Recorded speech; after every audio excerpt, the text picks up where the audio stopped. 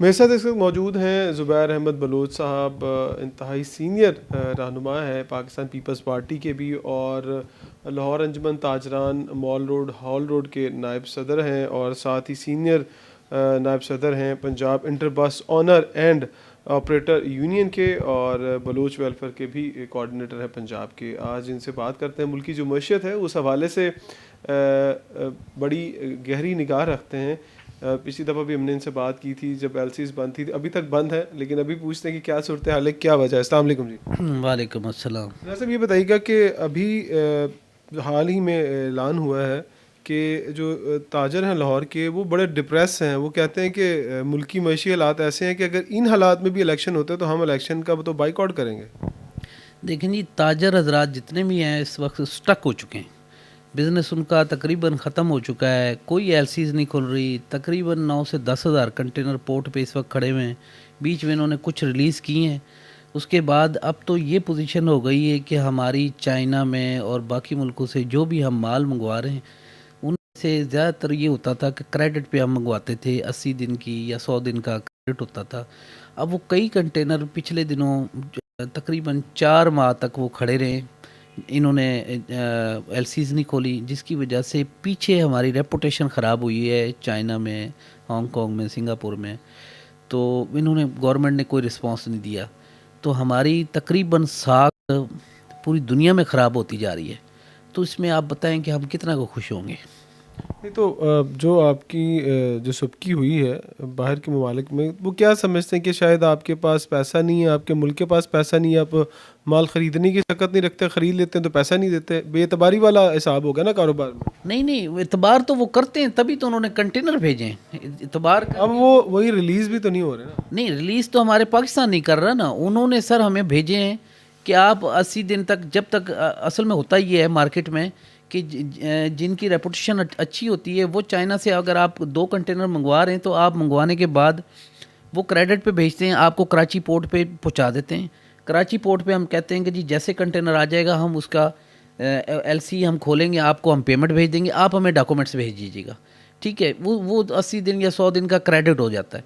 अब जब यहाँ पहुँचें तो वो ना डॉक्यूमेंट्स भेज सके ना ये एलसी खोल सके, तो जिसकी वजह से हमारी रेपुटेशन ख़राब हुई है ना सर। वही वाली बात आ गई ना, हुकूमत की तरफ से ही नाहली की वजह से ही बात तो वही आ गई कि आपका माल पड़ा है और आप उसको छुड़वा नहीं पा रहे। जी हाँ, बिल्कुल यही हो रहा है। और फिर पूरी दुनिया में इमेज ख़राब हो रहा है, उसमें वो यही अफवाह फैली हुई है दूसरे मुल्कों में कि जी पाकिस्तान खुदा न खास्ता डिफ़ॉल्ट की तरफ मूव हो रहा है। तो ये जो ताजरों की तरफ से अभी ये बातें सामने आ रही हैं, तो क्या फ़र्क पड़ेगा? क्या आपको फ़र्क पड़ सकता है कि अगर आप इलेक्शन का बाइकआउट करें तो हुकूमत को कोई सोचने का मौका कि नहीं यार इनकी बातें पहले मान लें? सर फ़र्क तो देखें, कौमी असम्बली की आधी सीटें खाली हैं, क्या उनको फ़र्क पड़ रहा है? कोई फ़र्क नहीं पड़ रहा, हुकूमत चल रही है। ये बात नहीं है कि फ़र्क नहीं पड़ेगा। मकसद ये है कि ताजर बरादरी भी एक रीढ़ की हड्डी है पाकिस्तान की। सुई से लेकर हर चीज़ जो है वो मार्केट से ही ताजर बरादरी सब कुछ करती है। और ताजर बरादरी को जब ये सपोर्ट नहीं करेंगे तो वो हुकूमत के साथ ज़ाहिर सपोर्ट नहीं करेगी। आप जानते होंगे कि जब पाकिस्तान बना था उस वक्त भी काफ़ी ताजर बरादरी ने पाकिस्तान को सपोर्ट किया था। पाकिस्तान की जो एजेंसीज थी, लॉ इन्फोर्समेंट एजेंसीज वगैरह, उनको तनख्वाहें दी थी। तो किसी भी मुल्क में जब बिज़नेस कम्युनिटी डाउन होगी तो वो उसकी हुकूमत का क्या हाल हुआ। तो ये बताएं कि डॉलर का बड़ा रौला था कि डॉलर खुल जाएगा तो एलसीज भी खुल जाएंगी। अब डॉलर तो खुल के भाग रहा है, वो तो मुझे लग रहा है 300 तक भी पहुंच जाएगा, पेट्रोल भी महंगा हो गया, फिर भी एलसीज क्यों नहीं खुल रही? एलसी सर, अब खुदा न खास्ता ऐसा हो रहा है कि ना तो एलसीज खुल रही हैं, ना ही हमारे पास डॉलर आ रहे हैं। मेन चीज़ ये है कि डॉलर हमारे पास स्टॉक में नहीं है। जो डॉलर्स इनके पास हैं वो वापस ये लोग कर्ज़ों की मद में, सूद की मद में दे रहे हैं। तो डॉलर्स हम अब देखिएगा, यही अगर रूटीन रही तो डॉलर्स ऊपर ही जाएगा और एलसीज वहीं के वहीं खड़ी रहेंगी और इकॉनमी हमारी डाउन होती जाएगी। अच्छा, ये बात तो मैं तकरीबन मुझे देखते हुए 4 5 6 माह हो गए हैं कि माल नहीं मिलेगा, अब नहीं आएगा तो दुकानें बंद हो जाएंगी। ये फिर जो मार्केट में पिछले 6 महीने से बिक रहा है ये कहाँ से आ रहा है? सर आप मार्केट का विज़िट करें, आप किसी से भी कोई क्वांटिटी मांग लें, आपको नहीं मिलेगी।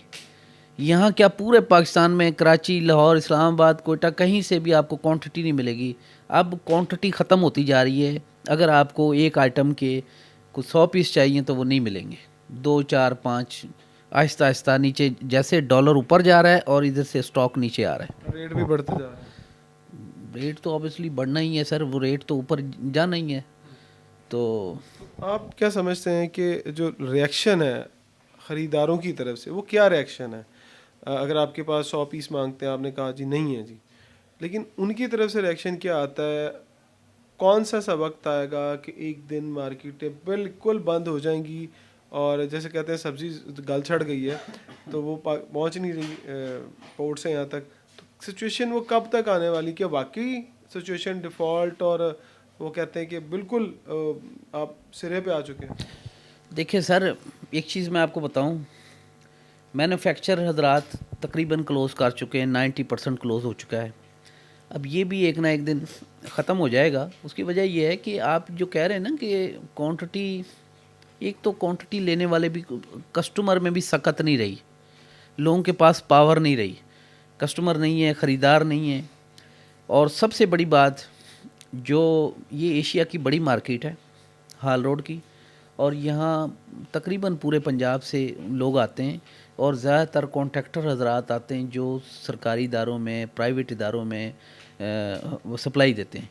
अब उन्होंने आपको पता है कि 3 से 4 माह पहले कोटेशन देते हैं, वो अप्रूव होता है, उसके बाद उनके फ़ंड रिलीज़ होते हैं, फिर आके वो आते हैं।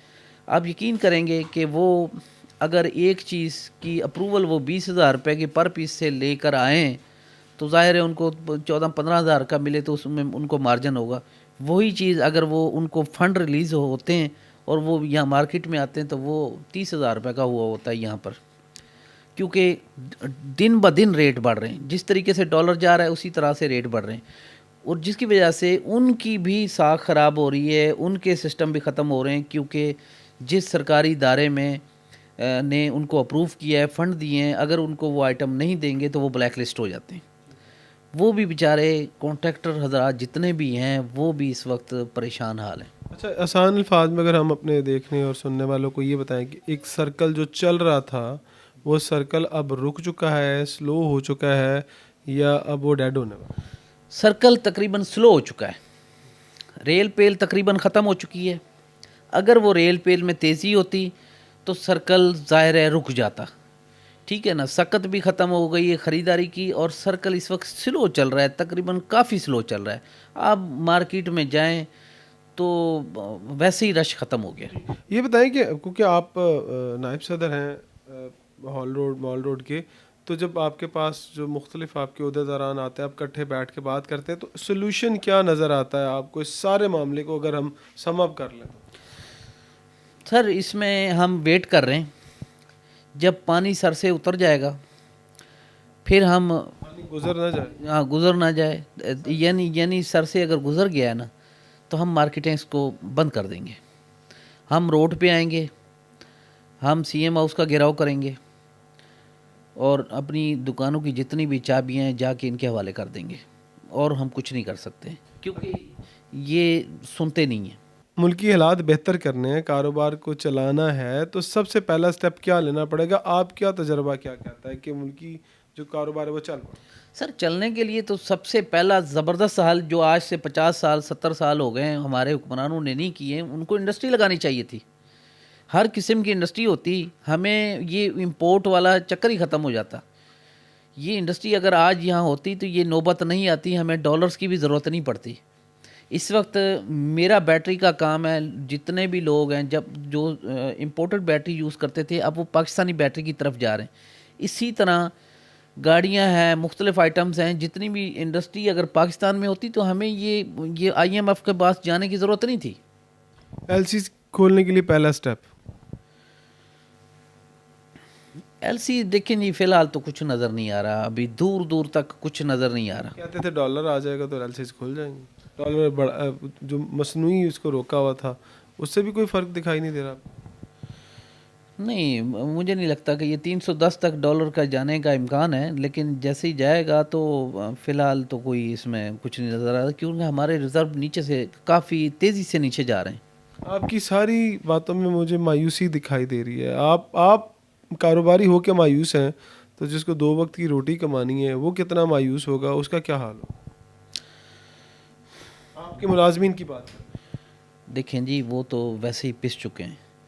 हुकूमत जो यूटिलिटी स्टोर पर चीज़ें दे रही है, सस्ते दामों दे रही है, मैंने खुद लेकर तजर्बा किया है।